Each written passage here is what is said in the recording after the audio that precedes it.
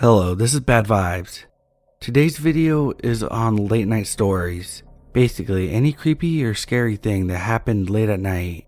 Stories range from sneaking out at night, hitchhiking, leaving a bar, or going on a late night drive. As always for a longer video, all the ads are in the first portion of the video. That way you can get all the interruptions out of the way, and then sit back and relax. Also, if you enjoyed the video, please hit that like button, as it really helps the videos out.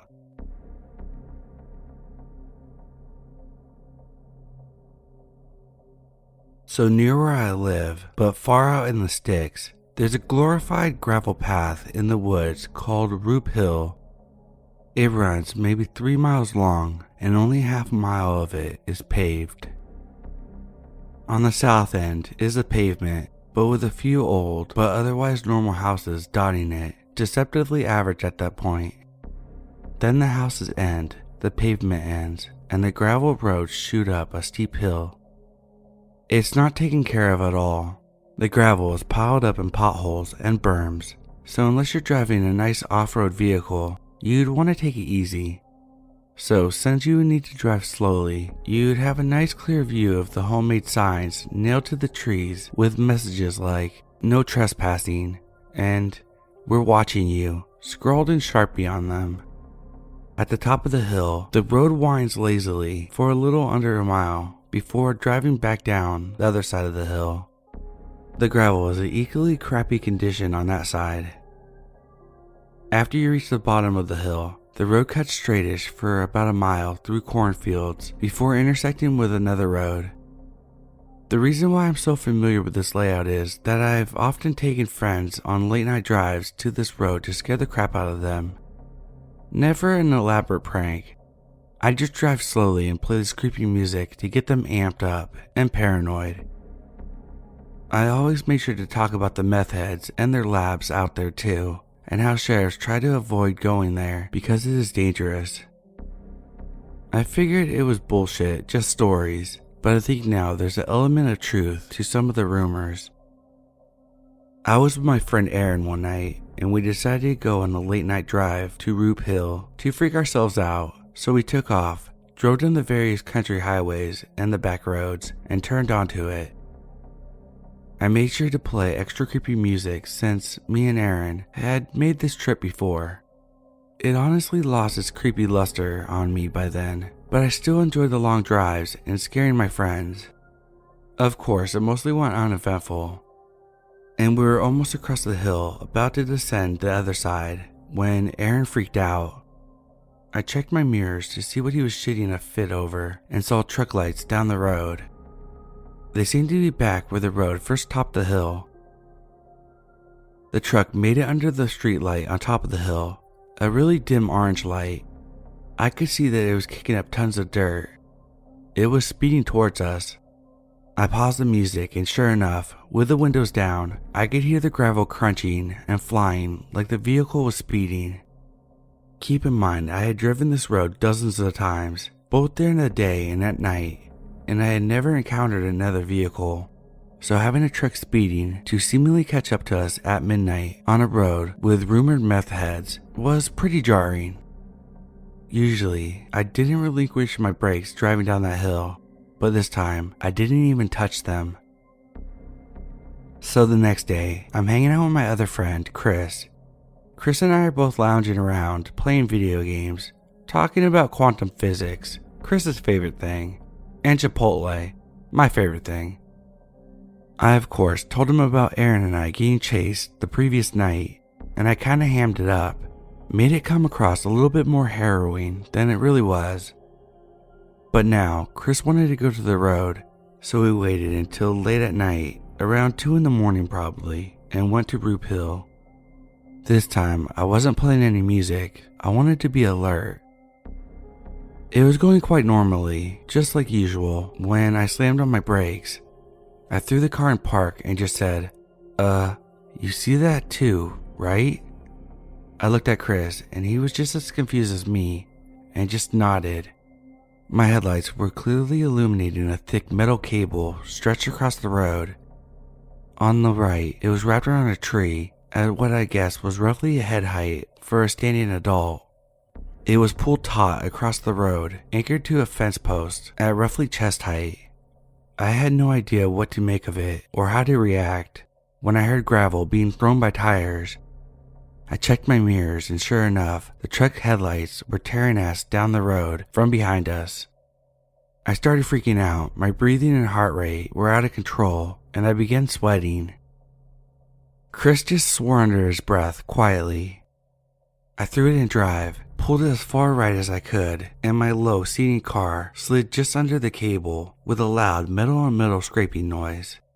I cringed as I heard it scrape, but I wasn't about to sit there and get deliverance. So again, I flew down the hill, and this is the creepy cherry on the sundae for me personally, because Chris didn't see it. As we left the tree line and entered the cornfields, I glanced to my right past Chris and briefly caught a glimpse of somebody standing about 3 or 4 feet back in the corn. I just felt my stomach scrunch up, and I floored the accelerator. I glanced at my rearview mirror, and I could see a man standing in the road behind us, illuminated by the moon and my taillights. He had a long object slung over his shoulders. I couldn't tell if it was a cane or maybe a rifle, but I didn't want to stay and find out. Before I could even tell Chris about it, we were around the bend and out of sight. I haven't been back to that road since then. Definitely one of my creepiest personal experiences. Update. Finally went back recently, and the creepy sign that says, "We're watching you," with the creepy frowning face is gone. Still some signs that say no jumping, but the threatening atmosphere has passed. Guess I caught the tail end of the meth rain.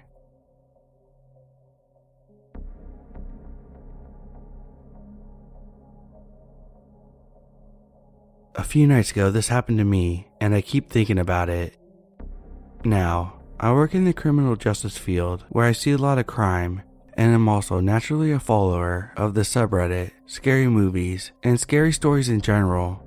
So I have to disclaim that I do have a hindsighted sense of paranoia sometimes. But my girlfriend and her roommate both agreed that this was weird. I was out walking my girlfriend's roommate's dog as she was working a night shift in her neighborhood, which is a very safe suburb of New York.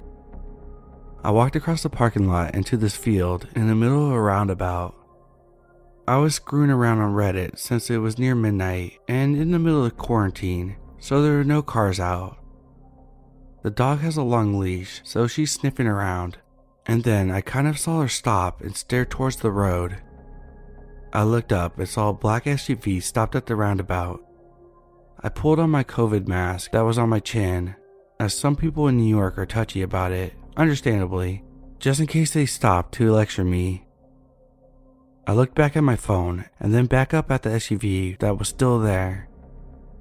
There was a family, mother, father in the front, and a 12 or so year old daughter in the back. I was a bit startled because they were just blankly staring directly at me. I sort of waved and nodded and started walking the dog a bit around the grass again.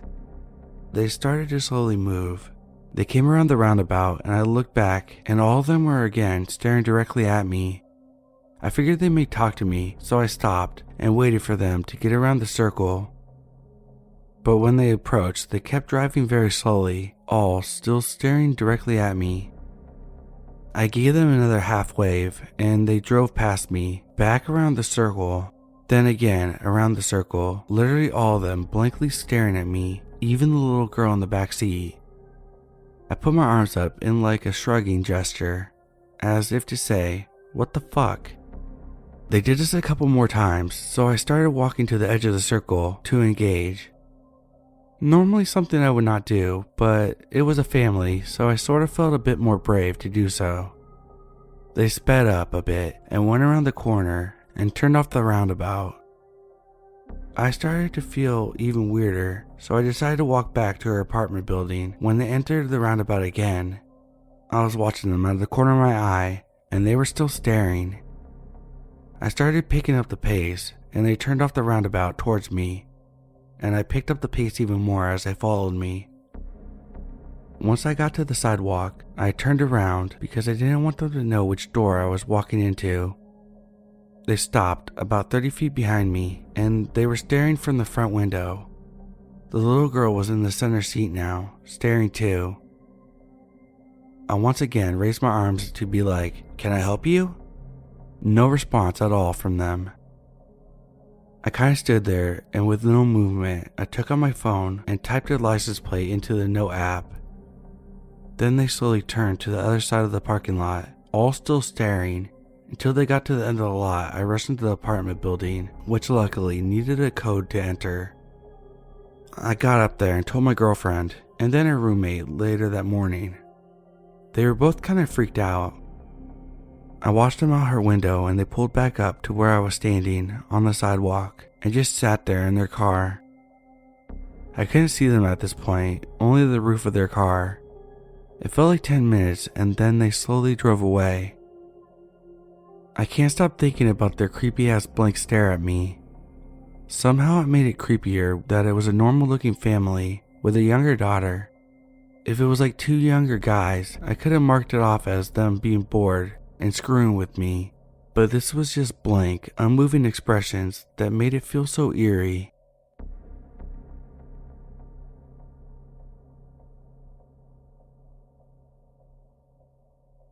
I'm a guy. This was probably 9 or 10 years ago. I was in my mid-30s, out of town with some coworkers at an IT conference for the week. It was a nice town, as these things go. At least, the main street was anyways. One night, one of the companies sponsoring the conference had an open bar night at a club. Of course, I drank too much, and after the rest of my coworkers left to go back to the hotel, I stayed and kept drinking. The bar closed, and on my way back, someone else from the conference decided to take it out on himself to make sure I got to the hotel safely. I didn't want to, and quite frankly, I was asked him about it. We got back to the hotel, and I decided what I really needed was a cigarette.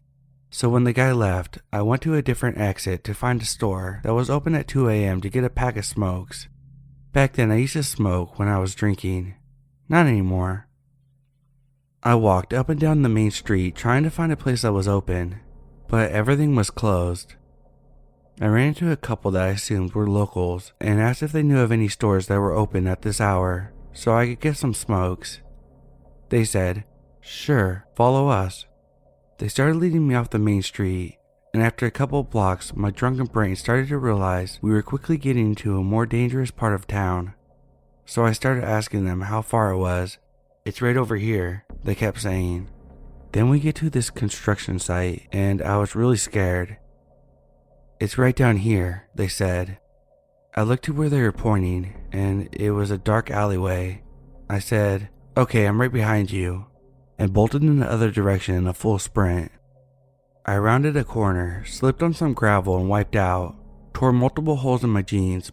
My palms were covered with gravel and bleeding. I hid behind a dumpster for a few minutes, and then I heard them walking back, talking to each other, but I couldn't tell what they were saying. When I couldn't hear them anymore, I ran back to the main street because it was well lit, and my hotel was several blocks down the main street, so that was my lifeline to safety. On my way back, I hear them at the next block or two shouting, "Where did that guy go?" I started hearing additional voices with them, but I couldn't make out what they were saying. But they were unquestionably talking to the original two. I hurried to the hotel and got to my room and quickly passed out, still pretty drunk but sobered a bit from all the adrenaline. I'm quite sure I narrowly avoided getting robbed or worse in that dark alley, and they were looking for me for a while after I ran off.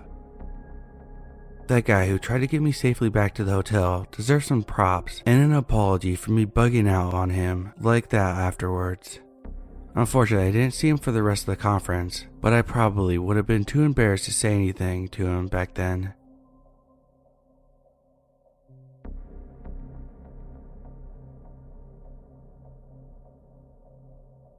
This happened years ago, but I still think of it often and refer to it as my scariest story. I was 20 and just got in my first car, Ford Mustang convertible. My favorite thing in the world was to drive late at night on abandoned roads. I decided to take my car for a drive. And bear with me when I describe the roads to you because it does have bearing, I promise. I live in the Denver metro area in Colorado at the time, and my favorite roads were mountain roads. This time, however, I wanted to stay in range of cell service. I had been talking to my new beau, so I drove down to Golden to follow Highway 93 along the Front Range up to Broomfield or Boulder. It's usually a pretty good and solitary drive at night, and it was around 1 a.m., so I knew that I'd have the road to myself. All was going well.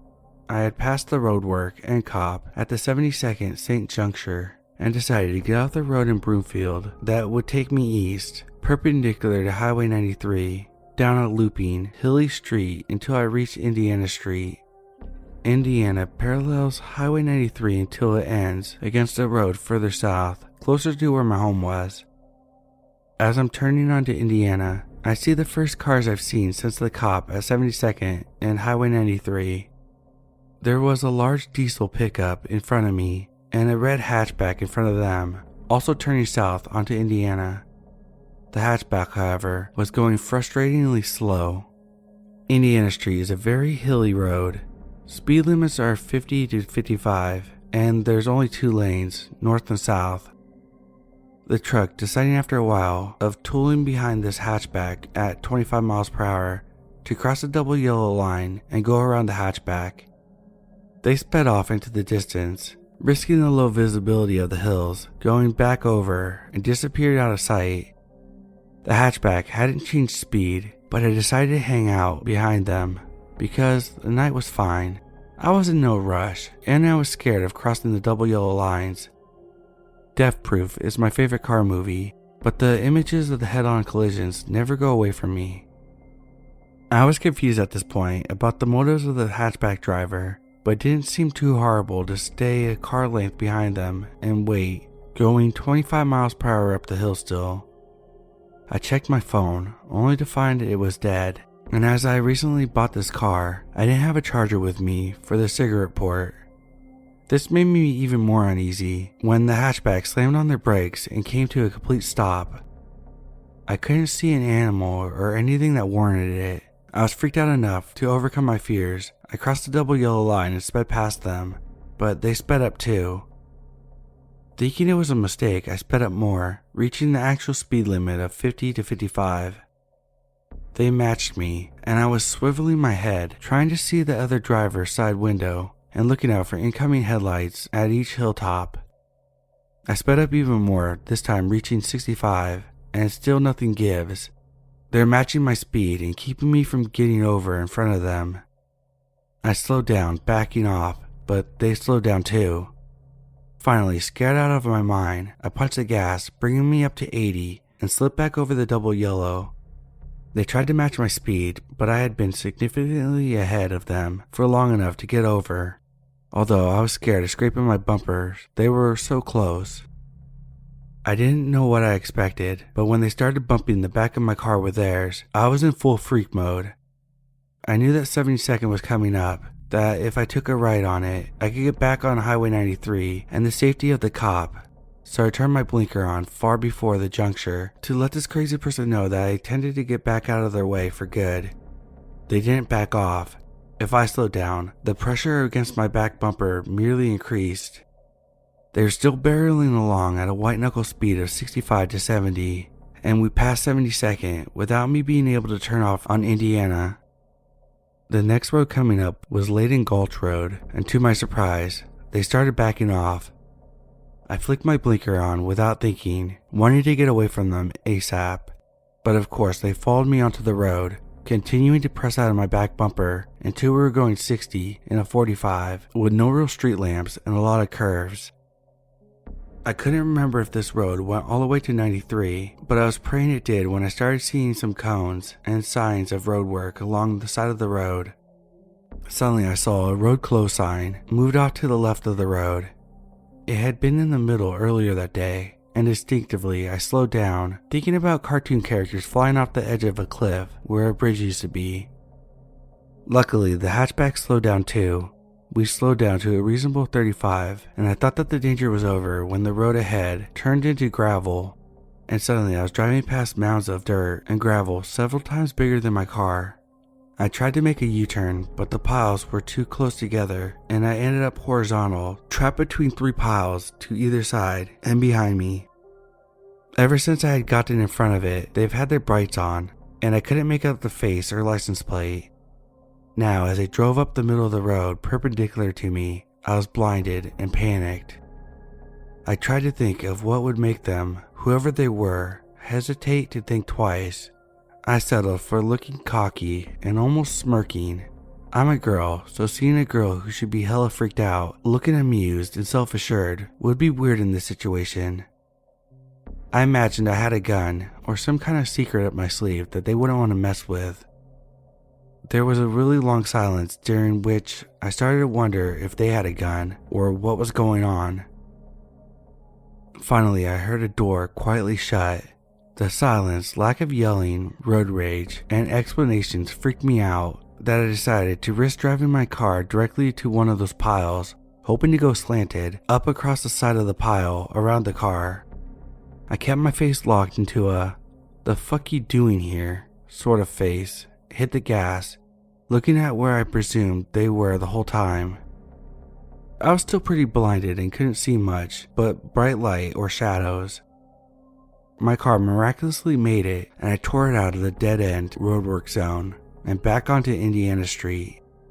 I looked for pursuit but didn't see anyone, and made it home safely without seeing many other cars that night. The next day I went back to the area with my brother and sister, and the road closed sign was back across the middle of the road, no longer at its side. I tried to call the police, but it was problematic because I didn't have a lot of useful info beyond they drove a red hatchback, and also there's a little girl 10 missing at the time, Jessica Ridgway, and all the resources were on the manhunt. They eventually found her body in Linden Gulch, but the teen accused did not own a red hatchback, so I'm at a loss.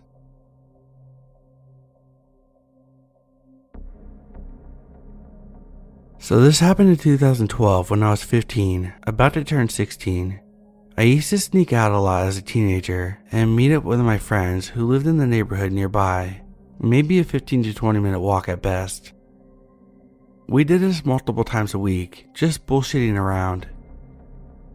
Well, there was this one night I was walking through my neighborhood, which is pretty nice, upper middle class I would guess now. But I remember hearing crying in the distance of what sounded like a baby crying, which honestly startled me. I was thinking about how odd it was to hear in the dead of night, outside, and that loud. But being as freaked out as I was, I remember hiding in a nearby bush next to someone's house and waiting, listening as I heard the sound get closer. I remember looking down the road and seeing a big white van driving slowly down the road without any lights on. I was watching them come to multiple stops as they made their way down the road before parking on the street and turning the sound off. They just sat there for about 5 minutes before I finally got the nerve to jolt, running all the way home and getting caught by my parents. I always found it weird as shit as to why anyone would mimic the sound of a crying baby in the middle of the night like that.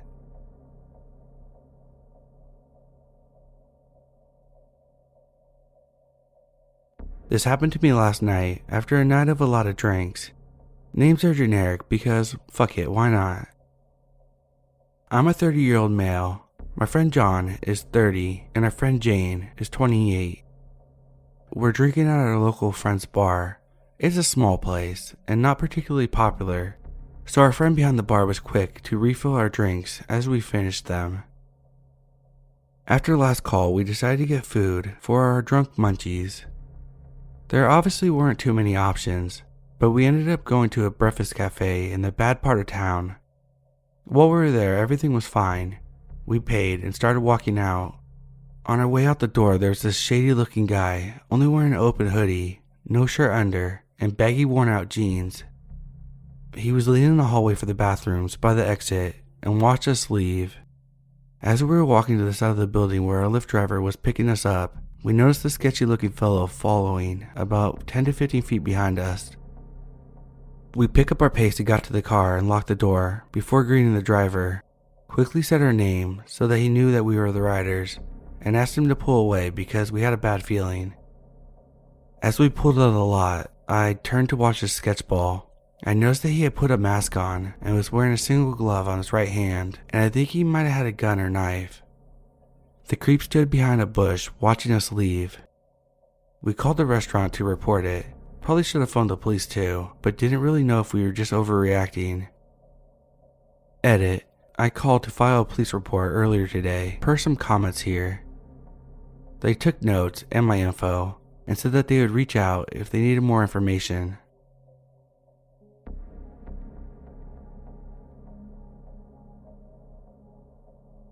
I was leaving the bar tonight around 12:30 a.m., going to the parking lot they share with a few other businesses.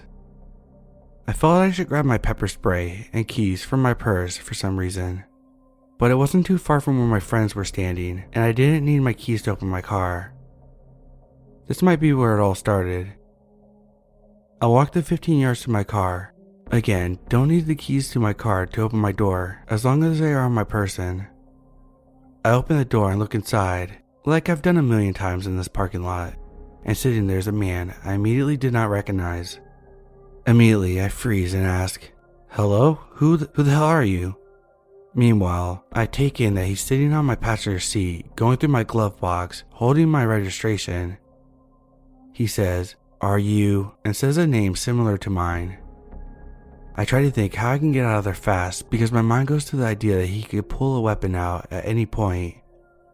I say, "No, but I'll go get her," and I turn around to run back to the bar to tell my friends and the bartender. They check it out 30 seconds later and the guy took off before anyone could see him.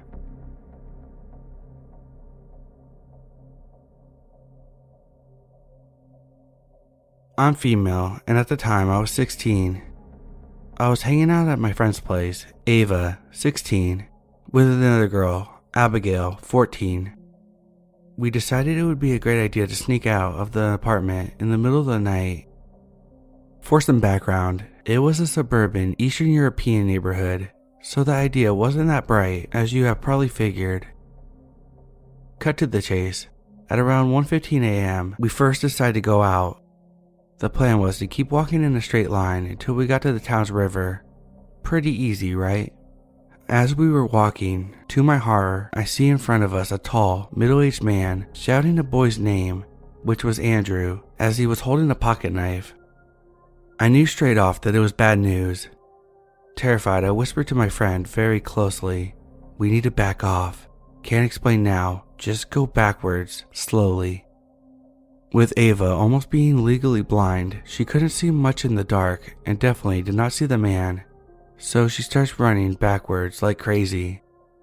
She steps on a branch and makes the loudest freaking sound one could ever make in this situation.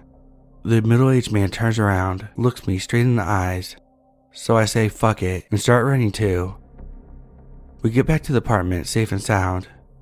A couple drinks later, my other friend Abigail decides she wants to sneak out too. And me being the rebellious teen I was, I followed her out without a second thought. At this time, it was about 3 a.m. We were hanging out in the park smoking and talking about boys when suddenly, lo and behold, at that park entrance, the middle-aged man. I tell her, "Okay, this is not good. We need to go back now." So we quietly leave the park and, thank God, he didn't start chasing us. Worse, he got into a white van. It was obvious that the van was following us from a distance, but that wasn't the problem, as we were close to Ava's house, right? So I thought until Abigail turns to me and whispers, "Don't let it show, but I think we're lost." And then it hits me, we lost our direction. We start turning down random corners, desperately looking for the place, until we run into Ava's dad, who had woken up to the horror of 2 missing kids. I think it was obvious that we all got a pretty bad lecture and then were sent off to sleep. Looking back on it, as much as I hated her dad for that, I could say that someone was probably looking out for us up there. I can't stress it enough, don't play with your chances like this. There's a lot of sick people out there, especially in sketchy neighborhoods in the middle of the night. To this day, I wonder what could have happened if we hadn't found the house in time. Stay safe, y'all.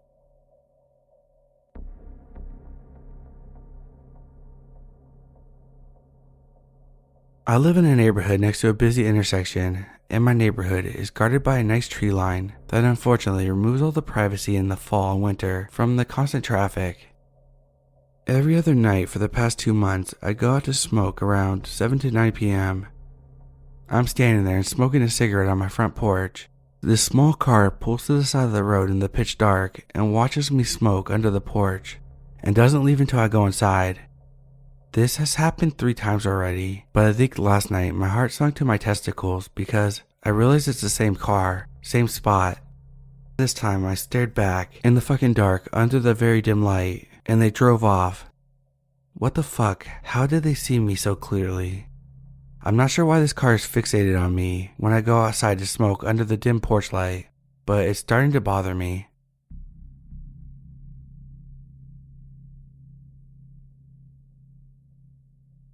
Around 2015, I was in high school and worked a very late night shift in the city on the weekends.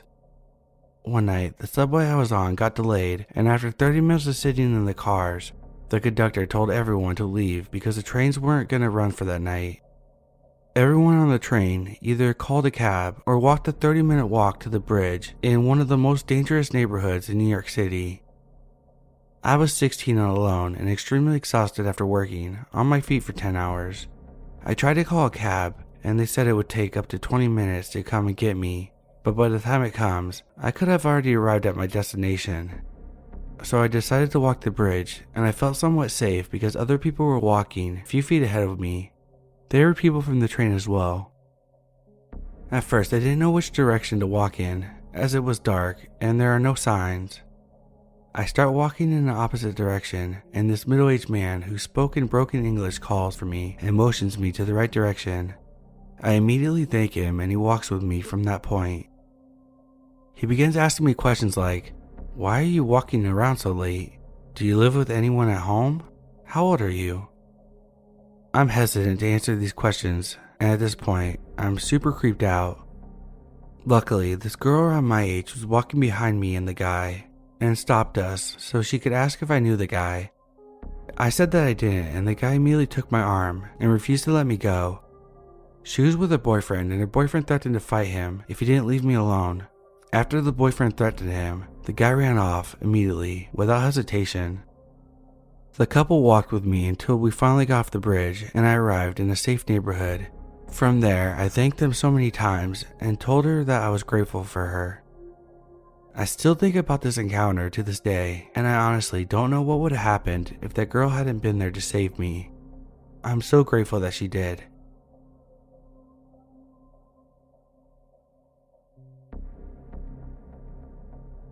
My family lives at the top of a hill from a high crime area on the outskirts of the city. People who live at the bottom of the hill often come up to our little neighborhood to use the courts and the church and the middle school. Sometimes we see them wandering back down the hill after dark, and sometimes kids cut through our yard to avoid having to walk down the sharp curve that cars sometimes take too fast. We've had accidents and near misses outside, so I don't mind if kids cut through our well-lit yard as long as they keep moving and don't mess with anything.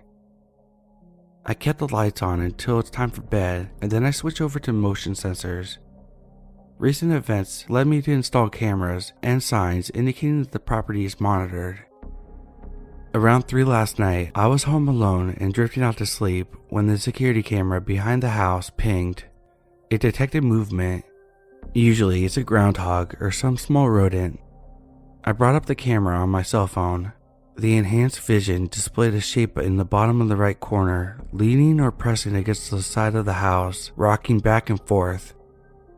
I could also make out steam rising from him, which was a telltale sign of taking a standing piss against my foundation. I could have activated the speaker and scared him off, but I wanted to go back to sleep, so I watched on, making sure he kept moving along. He didn't. He kept close to the wall as he moved along, suggesting he knew that there was a light sensor covering the center of the yard. He stopped at the dining room window, pulled out a small light, and cased the room with it. That was when I chose to turn on the speaker and address him directly. I pressed the microphone icon on the phone and said, "You are being watched." It was loud enough to fill the side of the yard. It didn't seem to bother him, and if the speaker wasn't mounted right outside the bedroom window, I might have thought I muted it. I added, "You are being recorded, guy with a flashlight looking into my house." He turned towards the camera, still hiding his face under his hood, and said, "This right here is your weak spot." He waved the light into my dining room window again to illustrate, "I'ma prove it to you someday if you don't get it fixed." After that, he flashes the light on the camera, blinding it until he hopped the garden fence at the edge of the yard and vanished. I shared the video with the police, who found it amusing, at least the excuse. I got a sense that one of them seemed to recognize his voice. However, they gave me no promises or assurances. Looking at the yard, I tried to figure out why the dining room might be the weak spot. I think I'll take the morning to figure it out.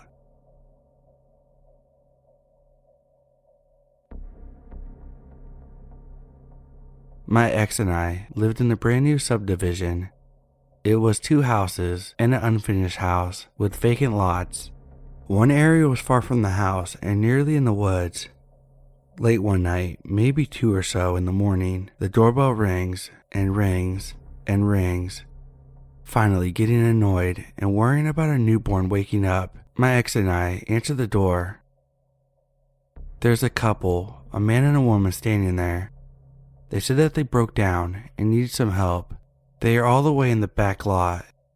My ex is not the smartest guy, but he's an auto mechanic, so he decides to go help them.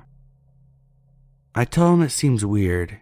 He doesn't listen, so I do the next best thing and tell him that I'll drive over, leaving the baby in the house. I wait in the truck while he checks it out. They keep insisting he go under the car, under the dashboard, all sorts of weird stuff that would make him prone and easily attacked. My ex keeps telling him that he can't because he's huge. He's nearly 7 foot tall, 350 pounds. He simply doesn't fit. So he comes back to me and says that now it seems weird. He's finding nothing wrong. He gets in the truck and we call 911 and tell him that we're calling a wrecker. We see the 2 people running off into the woods, so we lock ourselves in the house until the cops show up. The cops check out the scene, find the 2 people not hiding very well due to the serious amounts of drugs that they're on, and realize the car is stolen. I'm positive they would have branded my ex, giving them a chance to rob the house. So 2 a.m. drug heads, please stay in prison. Let's never meet again.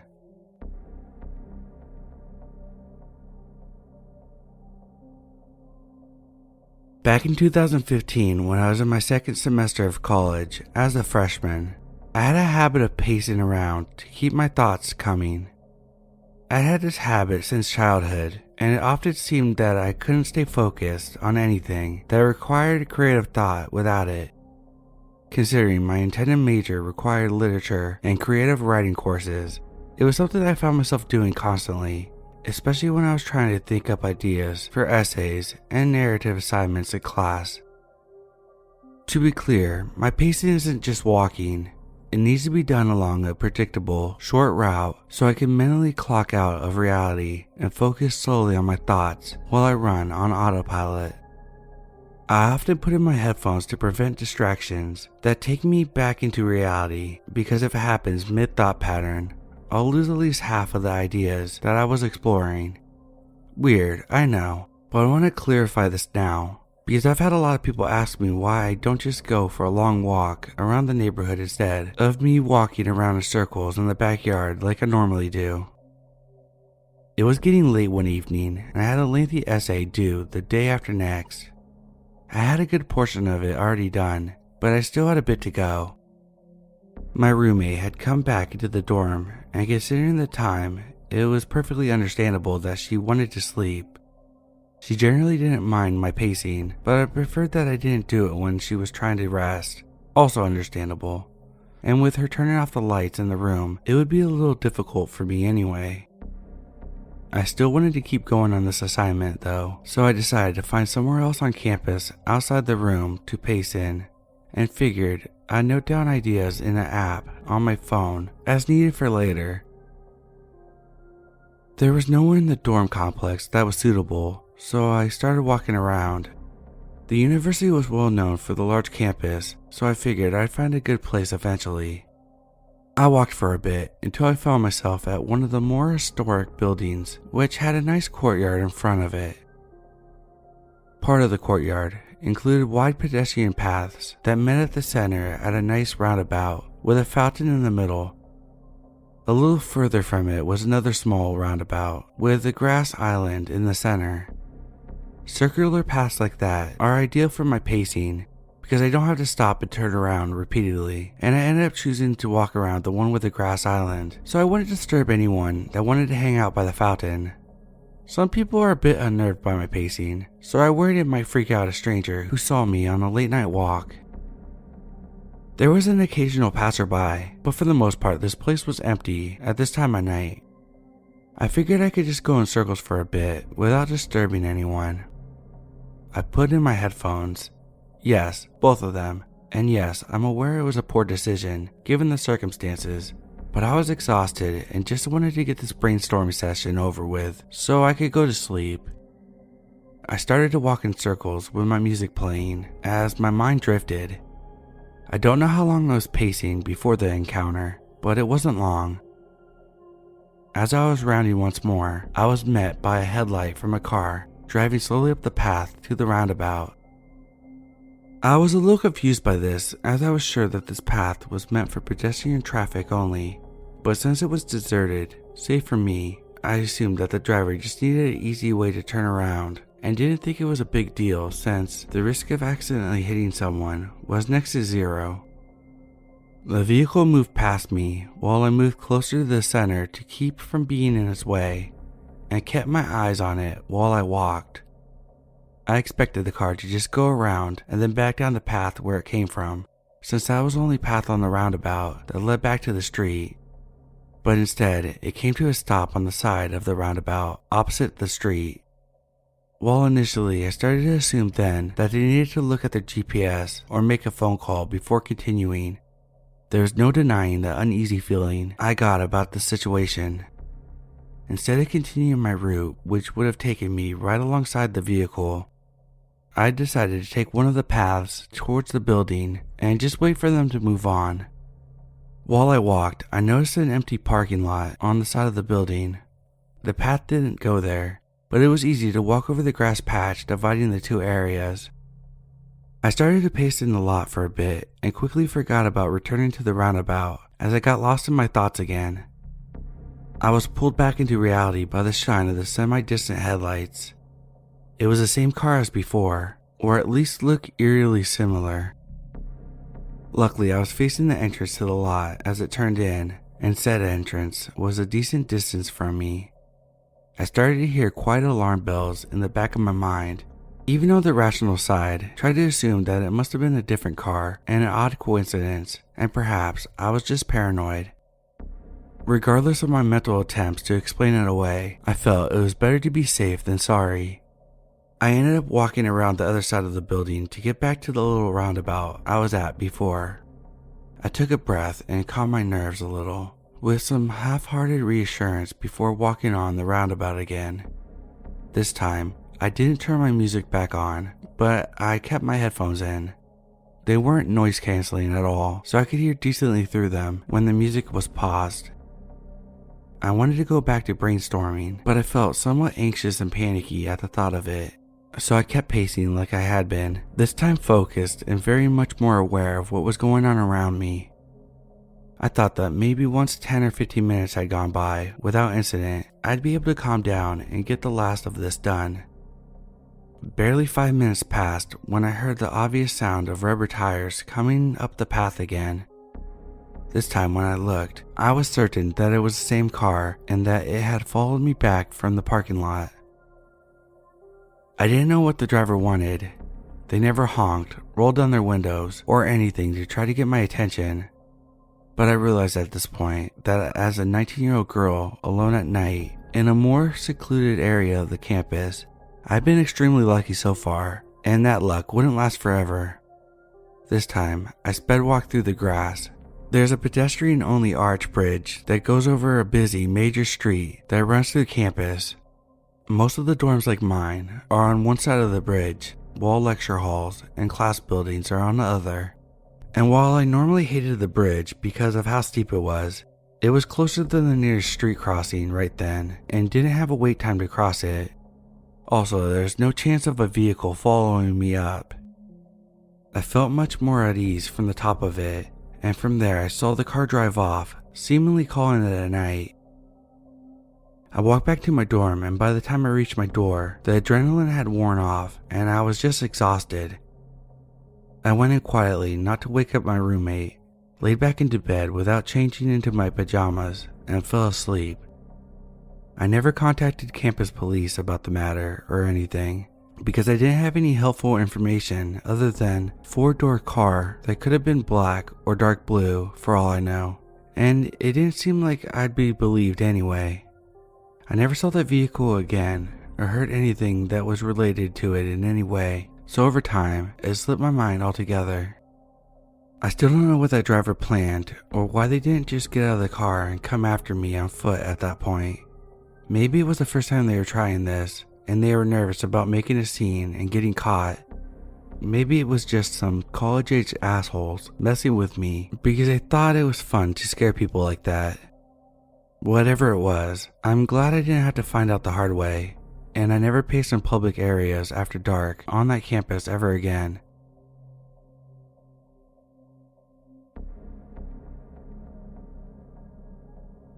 This happened in summer. I was 17 and lived with my parents in a little village in the south of France. I was hanging out with my friend at a local McDonald's gas station next to the motorway, bumming cigarettes off people.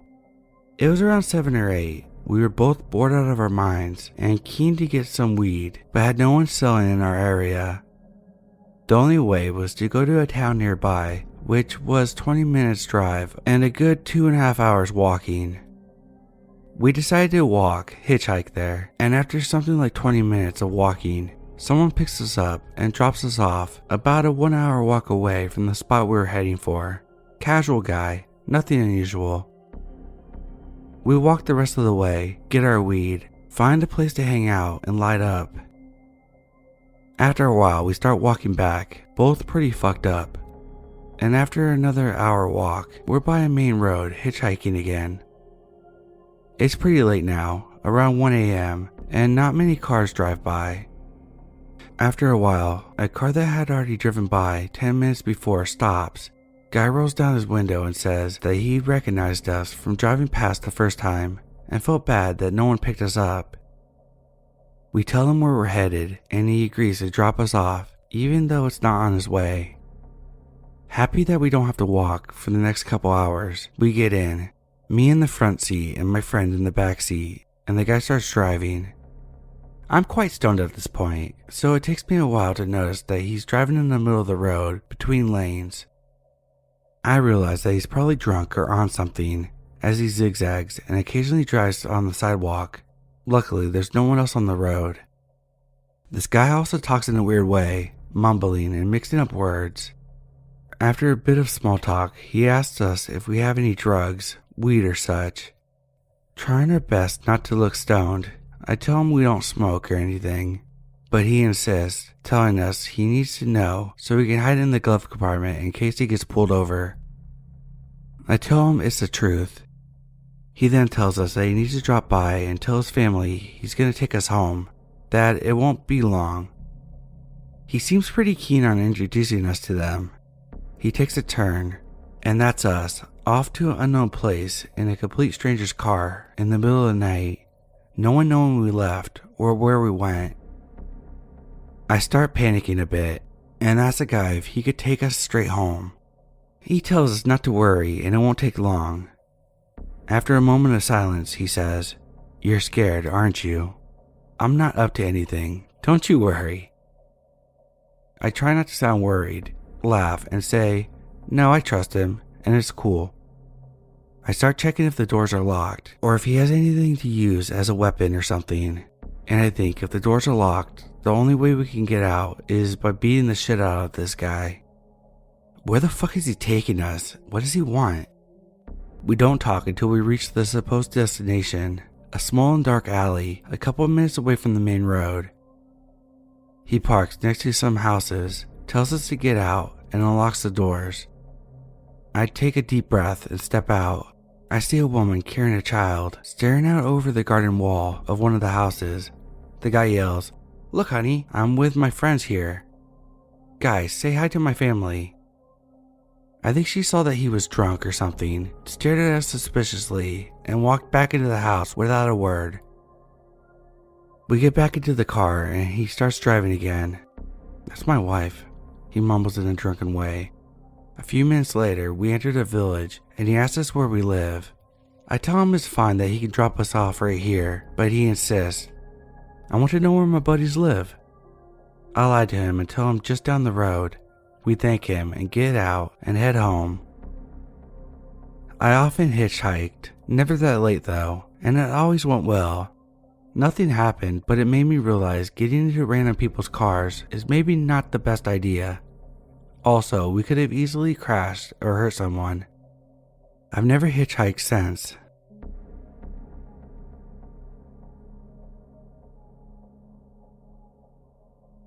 I've told this story to nearly anyone that I've been somewhat close to, but I've never shared it anywhere online. It isn't as bad as most of the other stories I see here, but my mom definitely didn't take it lightly, considering how much I cried and how long I've been refusing to leave my house after it happened. It took place in late May 2018, on my way back home from my old best friend's birthday party. I was 13 at the time, if that matters, or changes anything. Her house is about 7 to 10 minutes away from mine if you're using a bike, and basically next to a huge field at the end of the place. It takes me an even smaller amount of time to reach, considering how fast I always rode, which is a really relevant part of the whole event. I had a lot of fun that day, and stayed after the majority of the other friends left, which was a huge mistake. It was getting dark, so I decided to go back to my house, but I stayed playing outside with the neighbors until she called me, saying that my mom was demanding I go home.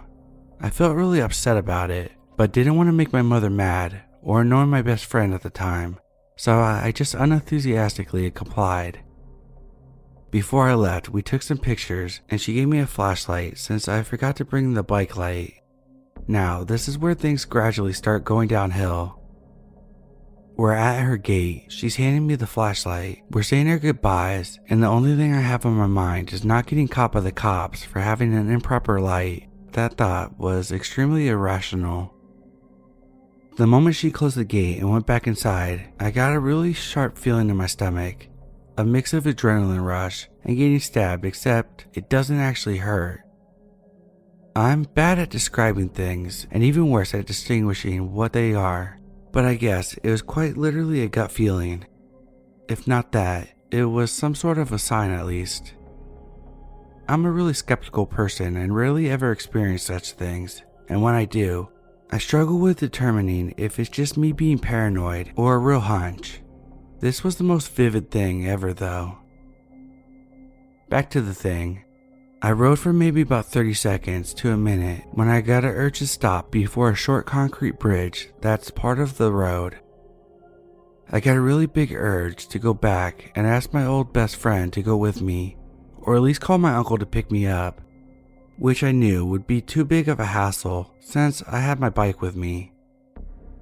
The road I was on at the moment was on the right side of a really long one, which basically leads straight to the street where my house is. So I just kept going and ignored it. This is where the whole event takes place. I think somewhere around 10 p.m. if my memory serves me right. And this place is pretty small, 6K people, so I didn't expect anyone to be on the streets except the cops, and my stupid self thought they would appear out of nowhere. Well, now I really wish there were cops patrolling around that night. I rode over the bridge, streets fully empty, till I saw a group of guys emerge from the road on the right side, a bit further away from me, walking in the same direction, so I don't think they saw me. At that point I slowed down and was contemplating what to do. I wanted to take another route, but I thought I would get lost and run into them, so I was about to hide behind the trees and bushes, wait for them to go away and continue my way back. I just kept going though. I started riding at my normal speed, but increased it when I saw them a few meters away.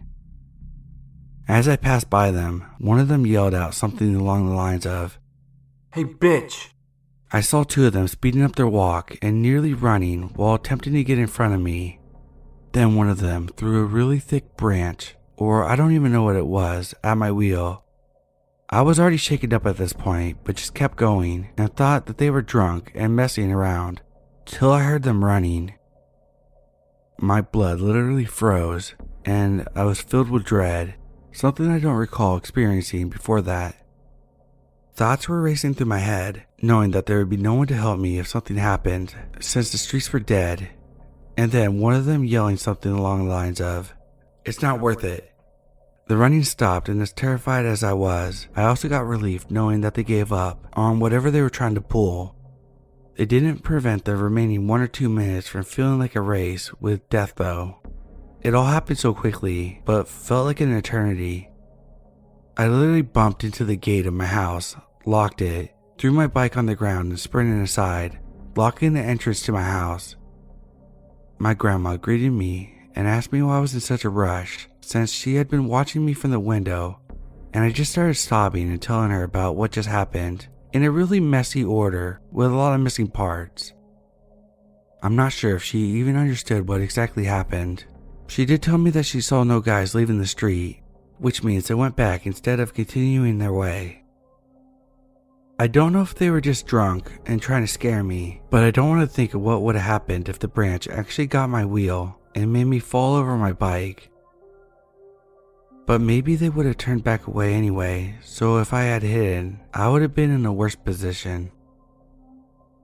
I have no clue at this point, but I know it's had a huge impact on my already anxious self and my life during the next 6 months. I quit going to dance classes because they would usually start at 9 p.m. and end at 11. I stopped leaving the house except for school, and any time I walked back alone, I was straight up sprinting to my house, regardless of it being 1 p.m. or 7 p.m. I don't remember the last time I left my house at night without being in a car.